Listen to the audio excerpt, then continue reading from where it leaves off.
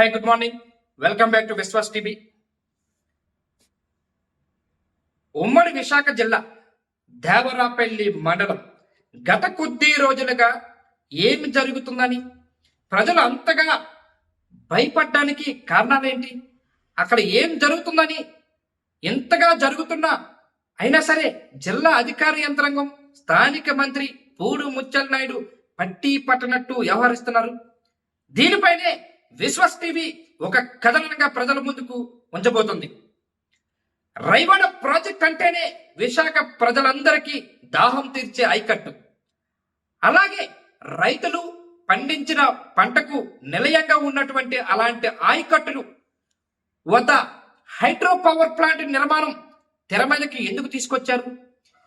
తెర మీదకి తీసుకొచ్చి నిర్మాణ పనుల కోసం కలకత్తాకి చెందిన గుత్తేదారులు, ఆదాని మనుషులు కలిపి సాయిల్ పరీక్షలు నిర్వహిస్తున్న అధికారులు ఎందుకు నిమ్మక నీరు ఎత్తున్నట్టుగా వ్యవహరిస్తున్నారు? దీని వెనక ఎవరున్నారు? ఈ పవర్ ప్లాంట్ నిర్మాణం జరిగితే ప్రజలు జీవరాశులకు తీవ్ర నష్టం వాటిల్లే ప్రమాదం ఉందని తెలిసి ఎందుకు ఈ ప్రాజెక్ట్ పెడుతున్నారు?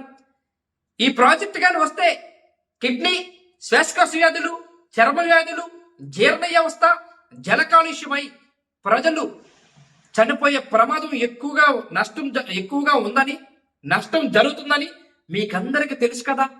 అసలు ఇక్కడ ఇంత జరుగుతున్న మేధావి వర్గాల నుంచి తీవ్రంగా హెచ్చరిస్తున్నా ఎందుకు మీరు నిమ్మక నీరొట్టై చూస్తున్నారు? లంచాలు కక్కుర్తిపడి ప్రజలను మోసం చేసే పనిలో ప్రభుత్వం ఉందని ప్రజా సంఘాలు ఆరోపిస్తున్నాయి. ప్రాజెక్టు నిర్మాణం సాయిన పనులు జరుగుతున్నా ఏమీ తెలియనట్టు మిన్నగా ఉండటం అంతరం ఏమిటో మంత్రి గారు చెప్పాలని ప్రతిపక్షాలతో పాటు ప్రధానంగా సిపిఎం పార్టీ డిమాండ్ చేస్తూ ఉంది. నిర్మాణం జరిగితే దేవరాపల్లి మండలానికి ముంపు తలబడే ప్రమాదం ఉందని, తీవ్ర పరిణామాలు ఇక్కడ ప్రజలు ఎదుర్కోవాల్సి వస్తుందని పర్యావరణ ప్రేమికులు, ఆరోగ్య నిపుణులు పదే సార్లు చెప్పినా హెచ్చరిస్తున్నారు. అయినా ఎప్పటికైనా జిల్లా యంత్రాంగం ఆపి అదే జిల్లా యంత్రాంగంతో పాటు మంత్రి బూడి ముత్యాల నాయుడు మేల్కొని ఇక్కడ ప్రజలు, రైతాంగం శ్రేయస్సు కోరి ప్రజలకి నష్టం వాటిల్లే నిర్మాణం జరగకుండా అడ్డుకొని ప్రజాభివృద్ధి చేయాలని ఇక్కడ ముక్త కంఠంగా ప్రజలు కోరుతూ ఉన్నారు. నమస్కారం. సిపిఎం పార్టీ నాయకులు వెంకన్న గారు లైవ్లో ఉన్నారు. అసలు ఏంటి ఇప్పుడు power plant, hydro power plant జరుగుతున్నది, దీని వెనక అనర్థాలు ఏంటి? అసలు ఈ పవర్ ప్లాంట్ పెట్టడానికి కారకులు ఎవరు? ఈ పవర్ ప్లాంట్కి పర్మిషన్ ఇచ్చింది మంత్రి గారా? అక్కడ అధికార యంత్రాంగం అందరూ కలిసి పనిచేస్తున్నారా? కానీ తెలిసి కూడా మంత్రి పట్టించుకోకపోవడం అంతర్యం ఏంటండి?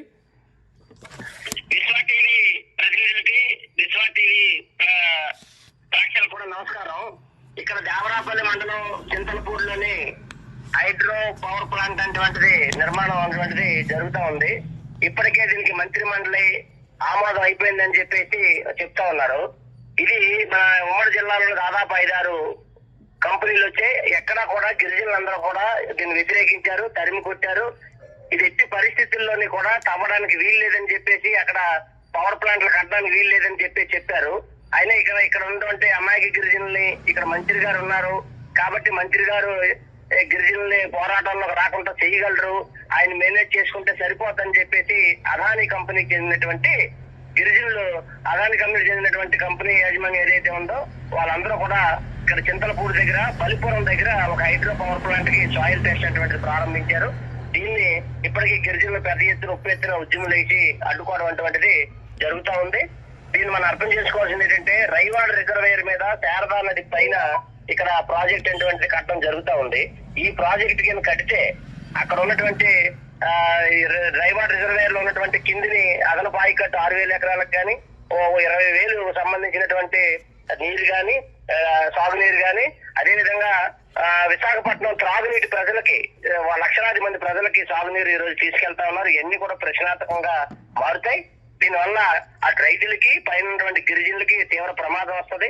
తమ్మిడి, చింతలపూడి, నేరేడుపూడి, బోడుగరువు, అదేవిధంగా ఆ పంచాయతీలో సగం గ్రామాలు, తామరాపురం సగం గ్రామాలు, గిరిజనులందరూ కూడా ఇక్కడ ఖాళీ అయిపోయేటువంటి ప్రమాదం ఉంది. అసలు ఒక్క నిమిషం వెంకన్న గారు అసలు ప్రాజెక్టు కడితే ప్రశాంతత అటువంటిది ఉండదు, ప్రజలు తీవ్ర ఇబ్బందులు పడతారని చెప్పేసి మేము సిపిఎం పార్టీగా ఎంట్లో నిలుపుదల చేయాలని చెప్పేసి డిమాండ్ చేస్తున్నాం.